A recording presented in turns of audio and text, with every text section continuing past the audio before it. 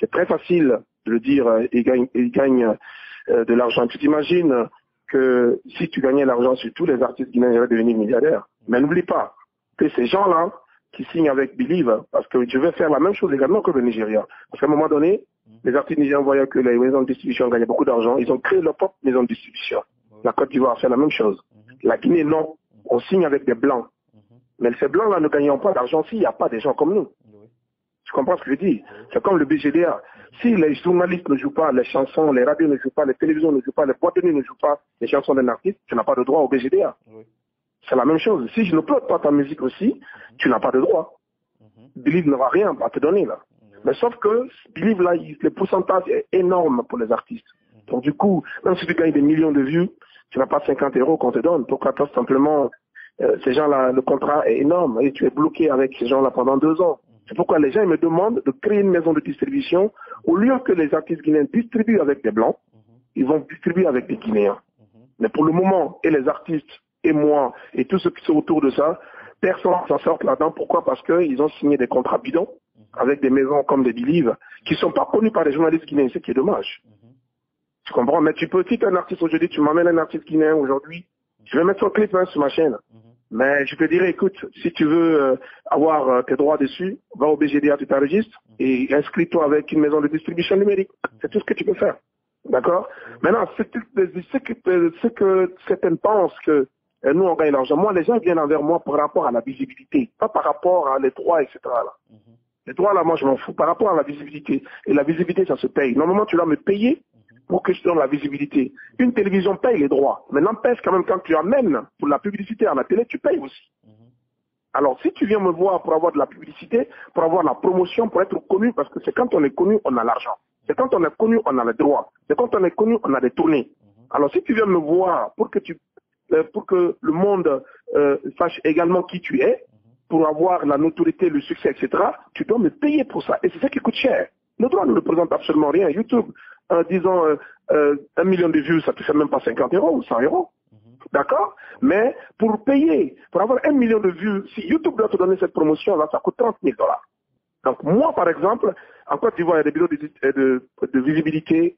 À Dakar, il y a des vidéos de visibilité. Normalement, on doit me payer parce que les gens là sont payés. Les artistes viennent le voir. Écoute, Joe, je veux une visibilité, tu payes combien? Abidjan, ils cherchent 2 000 € pour avoir ça. Les gars, ils ont leur réseau. Tu leur donnes ton clip. Ils font la promotion de toi. Paf, tu es connu. Parce que il suffit pas seulement de mettre une vidéo sur YouTube et c'est fini. Non. Quand je mets un clip sur YouTube, j'ai le plus grand réseau, disons, en Guinée.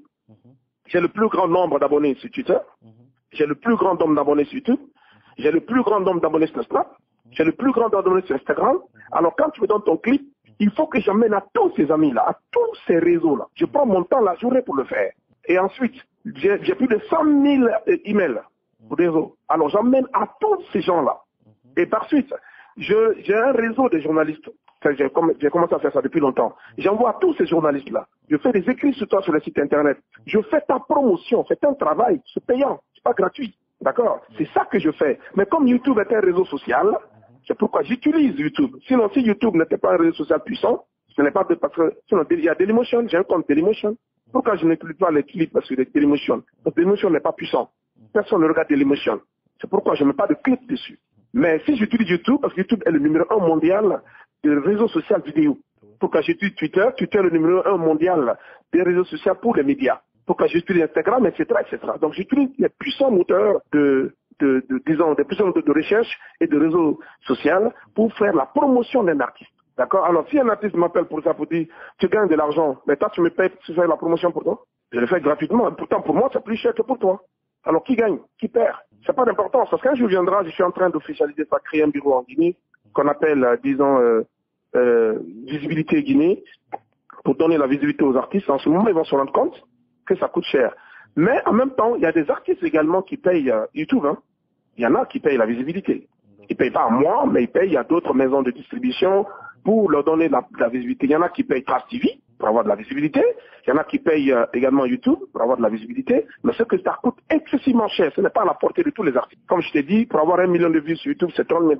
Quel est l'artiste guinéen qui est capable de payer 30 000 $ pour avoir 1 million de vues? Mais moi, je suis capable de me battre pour que tu puisses avoir 1 million de vues. En même temps, Ces millions de vues-là, tu as signé avec une maison de distribution, d'accord? Mais pour connaître tout ça, il faut créer d'abord ta propre chaîne et tout. Il faut avoir d'abord ta propre chaîne.